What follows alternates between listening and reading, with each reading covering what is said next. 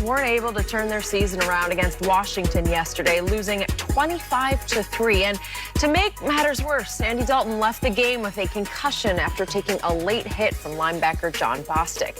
The Cowboys finished with only 114 yards through the air while giving up 6 sacks, and Zeke was contained on the ground rushing for 45 yards. Skip, how do you feel about your Cowboys right now?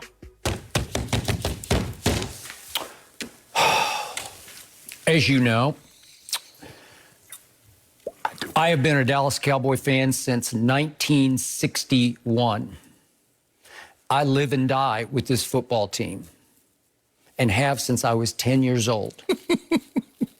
Yesterday, for me, was simply the most humiliating and embarrassing football game featuring my Dallas Cowboys I have ever had to sit through, ever. Worse than Monday night? Worse than Monday night, because I remind you, this used to be our arch rival within the division. Correct. This was at Washington. This is the game you live and die for every year if you play for the Dallas Cowboys. And I remind you, 1960, they were an expansion team, so that didn't count. In 1989, when Jerry and Jimmy took over, they were basically an expansion team, so that doesn't count. This counted because this defense yesterday featured six players who have made Pro Bowls before, some of them multiple times. This offense yesterday featured 3 Pro Bowlers and 3 receivers, potentially who could go over 1,000 yards receiving.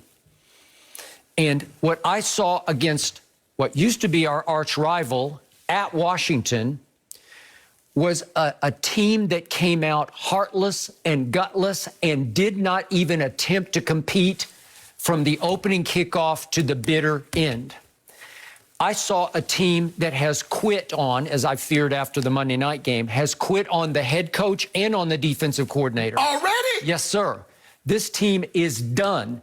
This team will lose at Philadelphia 40-3 because it has quit for the season. I'm not just talking about quitting for a game. It has quit for the season.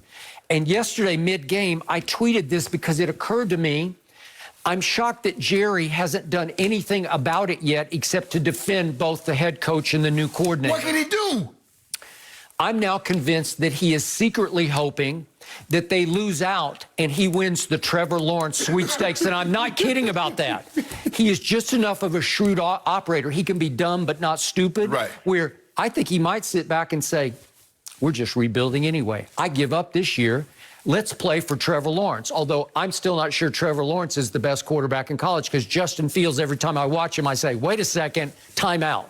But for Jerry, he would be probably playing for Trevor Lawrence. And Gives the BYU look good, too. Well, he does. But the point is, in Jerry's mind, because he's not that big a college football fan, I want Trevor Lawrence. He's 6'5". He looks the part. He knows the name. Yeah, he knows the name. And he could say, then I don't have a Dak problem anymore. We could just cut bait with Dak, and we could go forward with Trevor Lawrence. Little does he know, Dak price is going up, and Dak's not even playing. That is correct.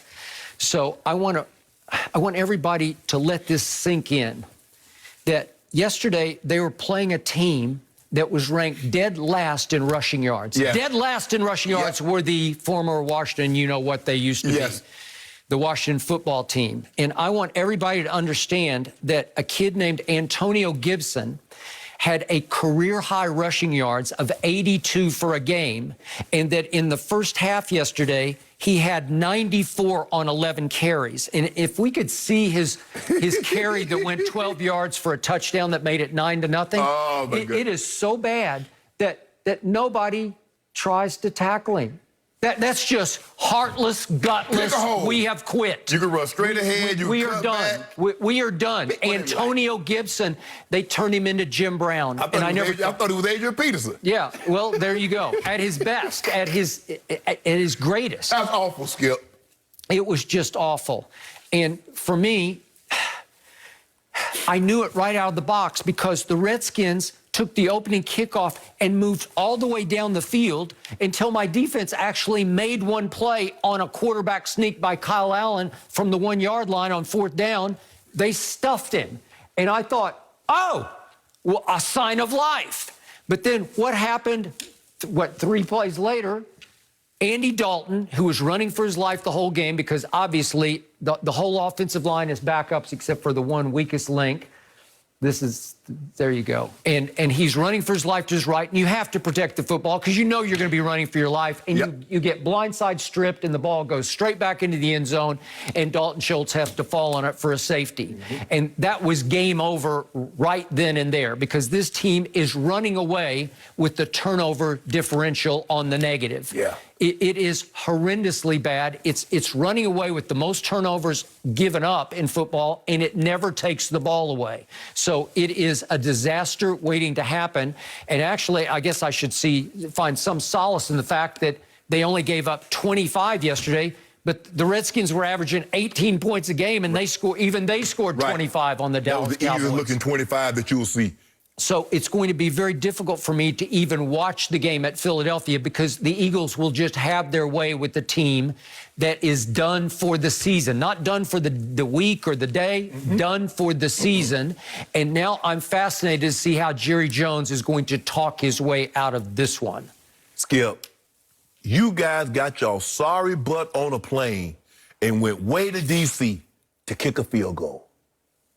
And you telling me that's what y'all did? The Dallas Cowboys, America's team. Everybody loves to watch them, and we won 5 Super Bowls. That's what y'all did, Skip. And remember, my man CeeDee Lamb and my man Michael Gallup caught exactly 0. They had the same amount of catches that you and I had. That is correct. We were on our couch watching them sorry raps. Correct. Skip, let me ask you this.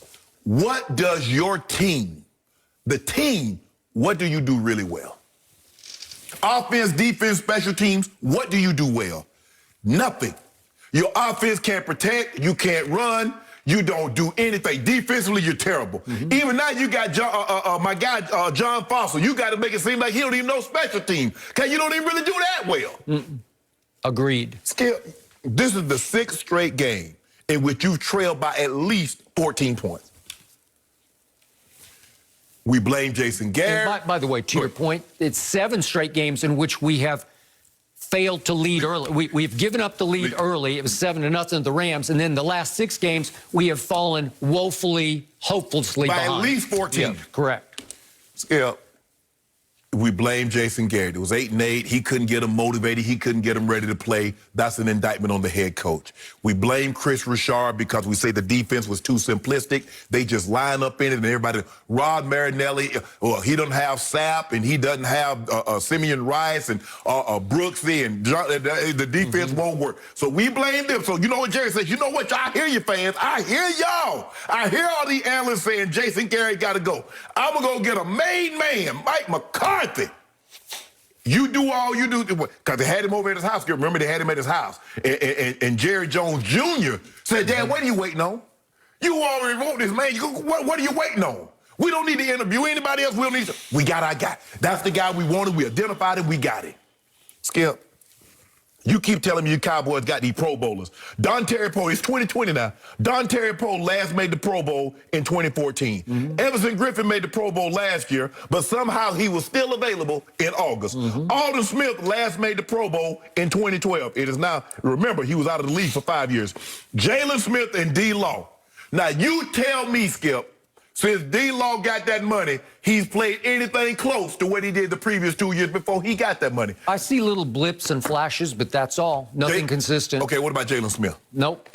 I see him often out of position. I see him getting beaten. I saw him yesterday trying to cover Logan Thomas, the tight end, and he just face guards him and then walks away clapping like I did it. I did it. No, you drew a flag. You do realize Logan Thomas was a quarterback, Skip. Yeah, he was the quarterback at Virginia Tech. They moved him to tight end. But Skip, I got a couple of look at this.